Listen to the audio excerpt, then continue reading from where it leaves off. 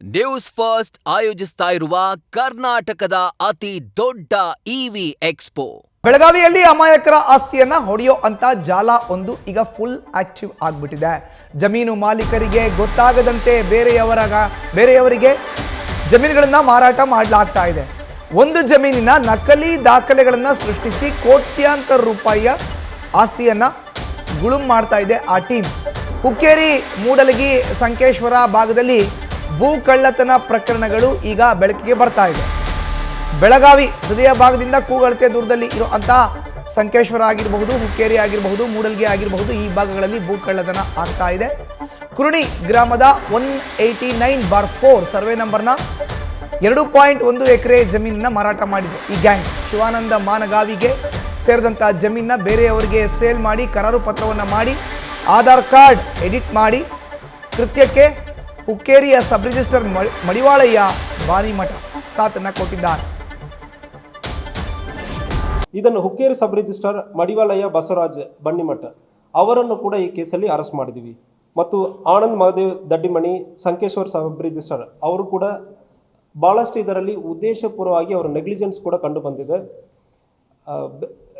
ಯಾಕೆ ಇದು sub registrar ಮೇಲ್ಗಡೆ ಆಗಿದೆ ಅಂದರೆ ಹೇಳುವ ಸಂದರ್ಭದಲ್ಲಿ ಬೇಸಿಕ್ ಜವಾಬ್ದಾರಿ ಕೊಟ್ಟಿರುವ ಆಧಾರ್ ಪ್ರೂಫನ್ನು ಚೆಕ್ ಮಾಡೋದು, ಅದನ್ನು ಚೆಕ್ ಮಾಡಿಲ್ಲ, ಕೊಟ್ಟಿರುವ ಆಧಾರ್ಗೆ ಬದಲಾಗಿ ಇವರೇ ಪ್ಯಾನ್ ಕಾರ್ಡ್ ಕೊಟ್ಟಿರೋದಾಗಿ ಮೆನ್ಷನ್ ಮಾಡಿಬಿಟ್ಟು ಚೆಕ್ ಮಾಡದೆ ಮಾಡಿರೋದ್ರಿಂದ ಇವರ ಕಣಿವಣಿಸು ಕೂಡ ಸಬ್ ರಿಜಿಸ್ಟ್ರಾರ್ ಕಣಿವಣಿಸು ಕೂಡ ನಮಗೆ ಗೊತ್ತಾಗಿದೆ. ಇದರಲ್ಲಿ ಈ ಫ್ಯಾಮಿಲಿಯವರು ಕೂಡ ಎಲ್ಲರೂ ಕೂಡ ಗಂಗವ್ವ ಶೆಟ್ಟಪ್ಪ, ಶಿವರುದ್ರ ಮತ್ತು ಕಾಶವ್ವ ಇವರೆಲ್ಲ ಅರೆಸ್ಟ್ ಆಗಿದ್ದಾರೆ. ಇನ್ನು ಕೆಲವೊಂದು ಬಾಂಡ್ ರೈಟರು ಅರೆಸ್ಟ್ ಆಗಿದ್ದಾರೆ ಮತ್ತು ಇದಕ್ಕೆ ಸಹಕಾರ ಮಾಡಿರುವ ಸೂರ್ಯವಂಶಿ ಅವನು ಕೂಡ ಅರೆಸ್ಟ್ ಆಗಿದ್ದಾನೆ. ಉಳಿದ ಇನ್ನು ಕೆಲವೊಬ್ಬರು ಈ ಜಮೀನನ್ನು ತಗೊಳ್ಳುವವರು ಯಾರಂದರೆ ನಾವು ಚೆಕ್ ಮಾಡೋ ಸಂದರ್ಭದಲ್ಲಿ ನಮಗೊಂದು 3 ಜನ ಜಮೀನನ್ನು ತಗೊಳ್ಳುವವರು ಮಾಹಿತಿ ಕೂಡ ಸಿಕ್ಕಿದೆ. ಅವರು ತಗೊಳ್ಳುವ ಮಾಹಿತಿಗೆ ಹಣಕಾಸು ಕೊಟ್ಟಿರೋದ್ರ ಬಗ್ಗೆ ಅದು ನಿಜವಾಗ್ಲೂ ಟ್ರಾನ್ಸಾಕ್ಷನ್ ಆಗಿದೆ. ಸಂಕೇಶ್ವರಲ್ಲಿ ಒಂದು ಕೇಸಲ್ಲಿ ಚೆಕ್ ಮಾಡೋ ಸಂದರ್ಭದಲ್ಲಿ ಪರ್ಚೇಸ್ ಮಾಡಿ ಇಮಿಡಿಯೇಟ್ಲಿ ಇನ್ನೊಬ್ಬರಿಗೆ ಮಾರಾಟ ಮಾಡಿರ್ತಾರೆ. ಅದು ಜೆನ್ಯೂನಾಗಿ ಮಾರಾಟ ಮಾಡಿದಾರಾ, ಗೊತ್ತಿತ್ತು ಪರ್ಚೇಸ್ ಮಾಡಿದಾರಾ, ಇಲ್ಲ ಗೊತ್ತಿಲ್ಲದೆ ಪರ್ಚೇಸ್ ಮಾಡಿದಾರಾ ಎಂಬುದ್ರ ಬಗ್ಗೆ ವಿಚಾರಣೆ ನಡೀತಾ ಇದೆ. ಎಮ್ಕನ್ ಮರಡಿ ಕೇಸಲ್ಲಿ ರೇಣುಕಾ ಶಂಕರ್ ಮಾಲಿ ಎಂಬುವರು ಪರ್ಚೇಸ್ ಮಾಡಿರ್ತಾರೆ. ಬಟ್ ಆದರೆ ಕೂಡ ಒಂದು ಟ್ರಾನ್ಸಾಕ್ಷನ್ ಆಗಿರ್ತದೆ, ಉಳಿದ ಚೆಕ್ ಟ್ರಾನ್ಸಾಕ್ಷನ್ ಅವ್ರು ಹೇಳಿರುವ ಟ್ರಾನ್ಸಾಕ್ಷನ್ ಆಗಿರೋದಲ್ಲ. ಇದರಲ್ಲಿ ಕೂಡ ಮುಂದೆ ತನಿಖೆ ನಡೀತಾ ಇದೆ. ಸೊ ಇದರಲ್ಲಿ ಸಬ್ ರಿಜಿಸ್ಟ್ರಾರ್ಸ್ ಮತ್ತು ಸಾರ್ವಜನಿಕರಿಗೆ ನಾವು ಹೇಳ್ಕೊಳ್ಳೋದೇನೆಂದರೆ, ಯಾವುದೇ ಕಾರಣಕ್ಕೆ ಇಂತಾಗ ನೀವು ಫೇಕ್ ಡಾಕ್ಯುಮೆಂಟ್ ಇಟ್ಕೊಂಡು ರಿಜಿಸ್ಟ್ರೇಷನ್ ಮಾಡೋಕ್ಕೆ ಹೋಗ್ತೀರಂದ್ರೆ 100% ವಿಲ್ ಎನ್ಶ್ಯೂರ್ ನೀವು ಜೈಲಿಗೆ ಹೋಗ್ತೀರಿ. ಡಿಜಿಟಲ್ ಎವಿಡೆನ್ಸ್ ನಮ್ಮ ಕೈಯಲ್ಲಿ ಇರ್ತದೆ. ಇದರಲ್ಲಿಂದ ನೀವು ತಪ್ಪಿಸ್ಕೊಳ್ಳೋದಕ್ಕೂ ಸಾಧ್ಯನೇ ಇಲ್ಲ. ಇದರಲ್ಲಿ ಬಾಂಡ್ ರೈಟರ್ಸ್, ಸಬ್ ರಿಜಿಸ್ಟ್ರಾರ್ ಯಾವುದೇ ನಿಮ್ಮ ಕಣಿವಣಿಸಿರುವ ಸಂದರ್ಭದಲ್ಲಿ 100% ಕಾನೂನಿನಿಂದ ನೀವು ಬಿಡುವುದಕ್ಕೆ ಅವಕಾಶ ಇರೋದಿಲ್ಲ. ಯಾವುದೇ ಒಂದು ವೇಳೆ ಇಂತಾಗ ಒಂದು ಜಮೀನನ್ನು ತೊಗೊಂಡು ಇನ್ನೊಬ್ಬರಿಗೆ ಸೇಲ್ ಮಾಡಿ ಅದರಿಂದ ಲಾಭ ಪಡೆಯುವ ಸಂದರ್ಭನ ಅವಕಾಶನ ಇರುವುದಿಲ್ಲ. ಯಾವುದು ಪರ್ಚೇಸ್ ಮಾಡೋದಕ್ಕೆ ಯಾವುದು ಪ್ರಯತ್ನ ಮಾಡ್ತೀರಂದ್ರೆ ಇಂತಾಗ ಫೇಕ್ ರಿಜಿಸ್ಟ್ರೇಷನ್ ಇರುವ ಸಂದರ್ಭದಲ್ಲಿ ನಿಮ್ಮ ಫೋಟೋ ಕ್ಯಾಪ್ಚರ್ ಆಗಿರ್ತದೆ, ನಿಮ್ಮ ID ಪ್ರೂಫಲ್ಲಿ ಇರ್ತದೆ, ನಿಮ್ಮ ಸಿಗ್ನೇಚರಲ್ಲಿ ಇರ್ತದೆ. ಸೊ ದಾಖಲಾತಿಯಲ್ಲಿ ಎಲ್ಲ ಡಿಜಿಟಲ್ ಆಗಿ ಸಿಕ್ಕಿರ್ತದೆ. ಇದಕ್ಕೆ ಹಿಂದೆ ಏನೇನು ಆಗಿರ್ತಂದ್ರೆ ಸಾರ್ವಜನಿಕರು ನೀವು ಮುಂದೆ ಬರಬೇಕು. ನಿಮಗೆ ಅನ್ಯಾಯ ಆಗಿರೋ ಸಂದರ್ಭದಲ್ಲಿ ಇಮಿಡಿಯೇಟ್ಲಿ ನಾವು ಈ ರಿಜಿಸ್ಟ್ರೇಷನನ್ನು ಕ್ಯಾನ್ಸಲ್ ಮಾಡೋದಕ್ಕೆ ಪ್ರಯತ್ನ ಮಾಡ್ತೀವಿ.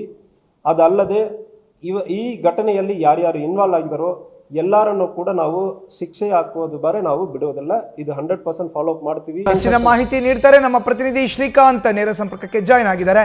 ಶ್ರೀಕಾಂತ್, ಬೆಳಗಾವಿಯಲ್ಲಿ ಭೂಮಿಗೆ ಚಿನ್ನದ ಬೆಲೆ ಇದೆ, ಹೀಗಾಗಿ ಭೂಗಳ್ಳತನ ಮಾಡೋ ಅಂತ ಒಂದು ಟೀಮ್ ಈಗ ಬಹಳ ಆಕ್ಟಿವ್ ಆಗಿರೋ ಅಂಥದ್ದು.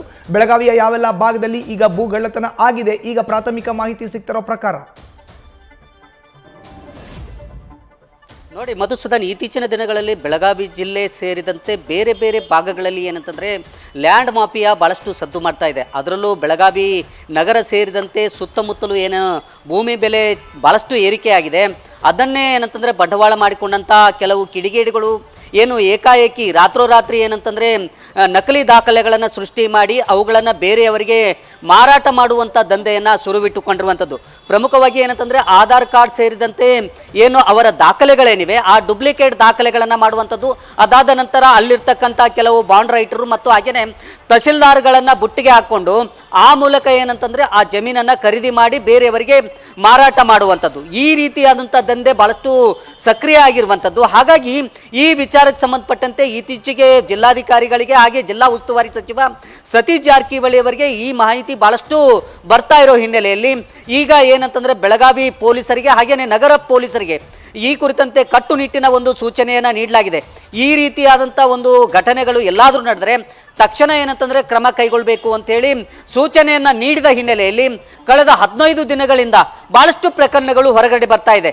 ಏನಂತಂದರೆ ಆಧಾರ್ ಕಾರ್ಡ್ಗಳನ್ನು ಡುಪ್ಲಿಕೇಟ್ ಮಾಡುವಂಥದ್ದು, ಡುಪ್ಲಿಕೇಟ್ ಮಾಡಿ ಅವುಗಳ ಅವರ ಹೆಸರಿನಲ್ಲಿರ್ತಕ್ಕಂಥ ಭೂಮಿಯನ್ನು ರಾತ್ರೋರಾತ್ರಿ ಏನಂತಂದರೆ ತಮ್ಮ ಹೆಸರಿಗೆ ನೋಂದಾವಣೆ ಮಾಡಿಕೊಳ್ಳುವಂಥದ್ದು, ಈ ರೀತಿಯಾದಂಥ ಪ್ರಕರಣಗಳು ನಡೀತಾ ಇರೋದ್ರಿಂದ ಸಹಜವಾಗಿ ಹುಕ್ಕೇರಿಯಲ್ಲಿ ಕಳೆದ 2 ದಿನಗಳ ಹಿಂದೆ ಹುಕ್ಕೇರಿಯಲ್ಲಿ ಇದೇ ರೀತಿಯಾದಂಥ 2 ಎಕರೆ ಜಮೀನನ್ನು ಇನ್ನೊಬ್ಬರ ಅಮಾಯಕರ ಹೆಸರಿನಲ್ಲಿರ್ತಕ್ಕಂಥ ಭೂಮಿಯನ್ನು ತಮ್ಮ ಹೆಸರಿಗೆ ವರ್ಗಾವಣೆ ಮಾಡಿಕೊಂಡಿರುವಂಥ ಏನು ಪ್ರಕರಣವನ್ನು ಅಲ್ಲಿರ್ತಕ್ಕಂಥ ಹುಕ್ಕೇರಿ ಠಾಣೆ ಪೊಲೀಸರು ಬೇಜಿಸಿರುವಂಥದ್ದು.